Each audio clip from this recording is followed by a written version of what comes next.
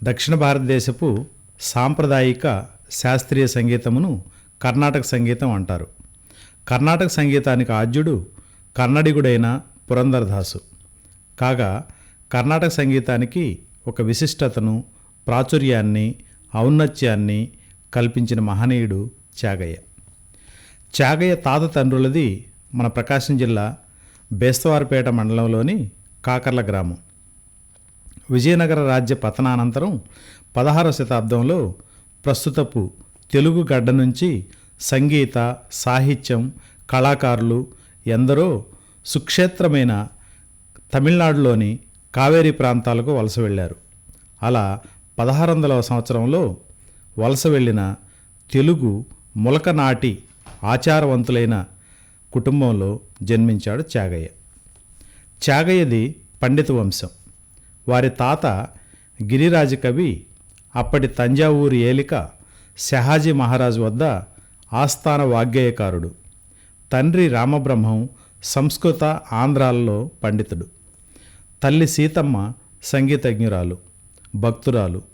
ఇలా అనూచానంగా సంగీతం, సాహిత్యం, భక్తి చిన్నతనం నుండే త్యాగయ్యకు సంక్రమించాయి.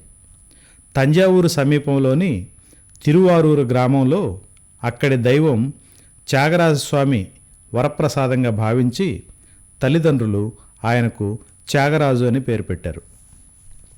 త్యాగయ్య 5 సంవత్సరాల వయసు వచ్చేదాకా ఇంటి వద్దే ఉండి తల్లి ఒడిలోనే పురందరదాసు, భద్రాచల రామదాసు, అన్నమయ్య కీర్తనలు, జయదేవుని అష్టపదులను విని ఆకలింపు చేసుకున్నాడు. 5వ ఏట సంస్కృత పాఠశాలలో చేర్పించారు ఆయన్ను. 9 సంవత్సరాల వయసుకే రామాయణం మొత్తం కంఠోపాఠమైంది.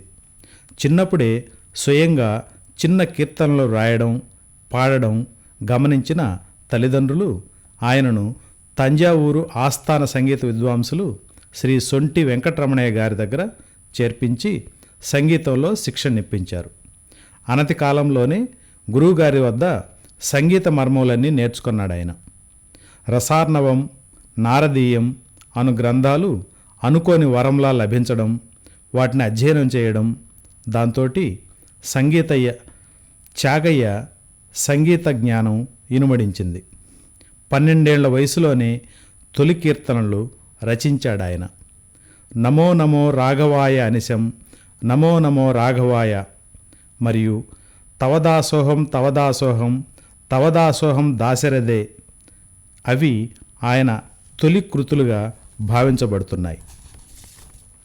ఇవే కాక ఉత్సవ సంప్రదాయ కీర్తనలైన ఆరగింపు సేవ, ఉయ్యాల సేవ, పవళింపు సేవ వంటి కీర్తనలను పిన్నప్రాయంలోనే రచించి పాడారాయన. త్యాగయ్యకు 15 ఏళ్ల వయసులో వారి కుటుంబం తంజావూరు సమీపంలోని తిరువారూరుకు వలస వచ్చింది. 18 సంవత్సరాల వయసులోనే పార్వతి అను కన్యతో ఆయనకు వివాహం జరిగింది. అనంతరం 5 ఏళ్లకు ఆమె గతించగా ఆమె చెల్లెలు కమలాంబతో మరలా వివాహం జరిపారు.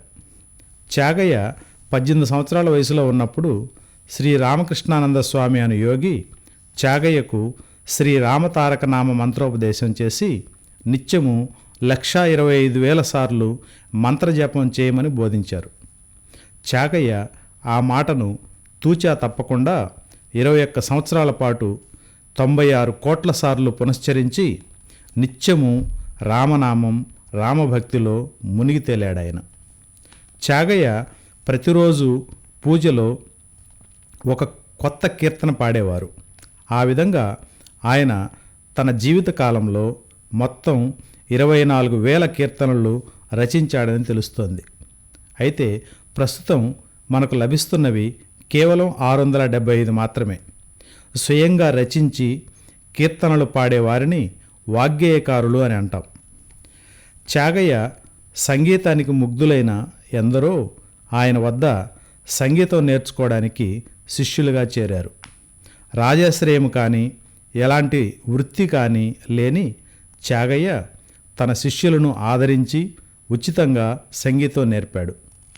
తన శిష్యులను సొంత బిడ్డలుగా భావించి కుటుంబం, శిష్యుల ఉదర పోషణకు తిరువావూరు వీధుల్లో ఉంచవృత్తి చేసేవాడు. వీధులలో శ్రావ్యంగా కీర్తనలు పాడేవారు. ఏ రోజుకా రోజు అవసరమైనంత మేర మాత్రమే భిక్ష స్వీకరించేవారు.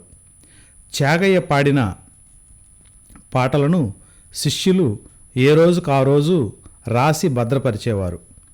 త్యాగయ్య శిష్యరికంలో ఆయన శిష్యులు తమ గురువు అంతటి వారుగా తయారయ్యారు.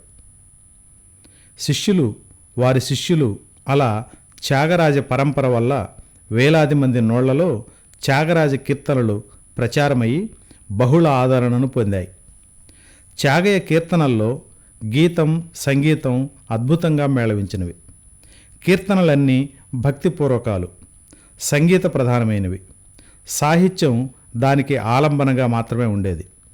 అలనాడు తమిళనాడులోని తంజావూరు పరిసర గ్రామాల్లో తెలుగు ప్రజల భాషగా, పండితుల భాషగా అలరారింది. అచ్చమైన తెలుగు పదాలు త్యాగయ్య నోట వెలువడి కావ్య గౌరవాన్ని, అజరామరత్వాన్ని పొందాయి. త్యాగయ్య రామభక్తి అపూర్వమైనది. పిన్నప్రాయం నుంచే రామాయణం, పోతన భాగవతం విని ఉండడం, నిత్య రామ షడాక్షరి మంత్రోచ్చారణల మూలంగా రాముడే సర్వస్వం అనే స్థితికి చేరాడాయన. కుటుంబ పోషణకు రాజాశ్రయం పొందమన్నందుకు జానడుదరం నింప నే నరుల పొగిడితినా, సీతమ్మ మాయమ్మ శ్రీరాముడు మా తండ్రి అంటూ సమాధానమిచ్చాడాయన.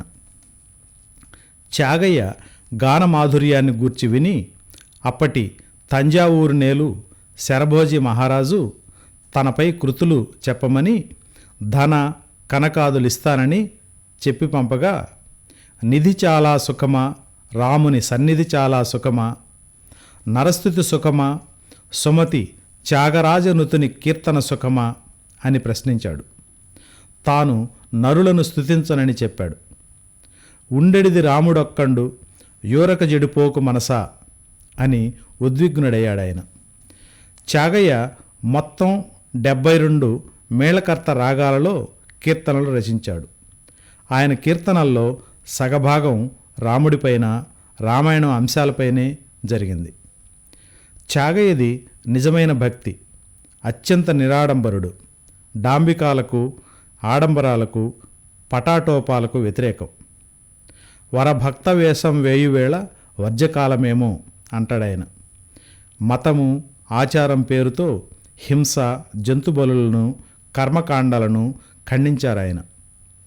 యజ్ఞయాగాదులు సుఖమను వారికి సమమజ్ఞానులు కలరా ఓ మనస, సుజ్ఞాన దరిద్ర పరంపరలు సురచిత్తులు జీవాత్మ హింసగల వారికి, యజ్ఞాదులు సుఖమను వారికి సమమజ్ఞానులు కలరా అంటారాయన.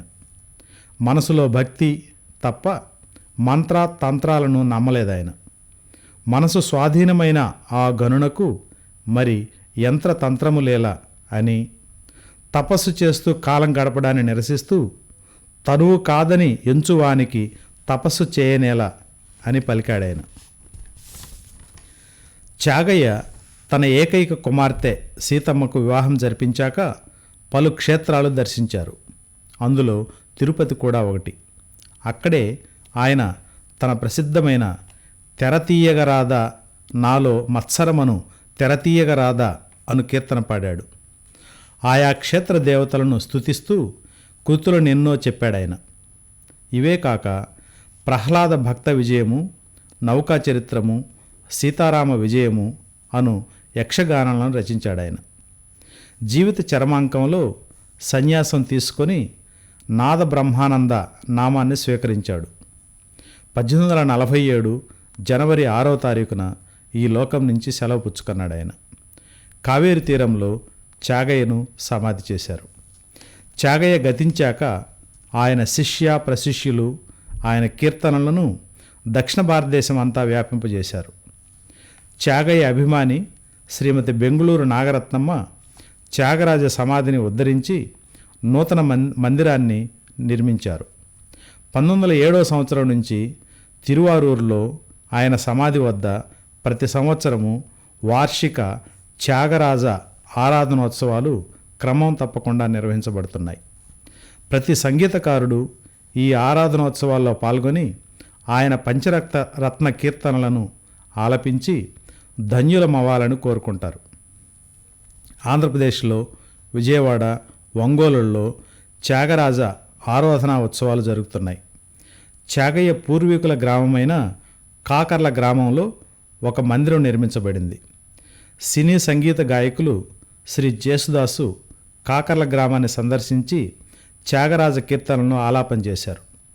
తెలుగు జాతికి కీర్తిని, తెలుగు భాషకు కీర్తనా గౌరవాన్ని చేకూర్చిన త్యాగయ్య మన ప్రకాశం జిల్లా వాడవడం మన గర్వకారణం.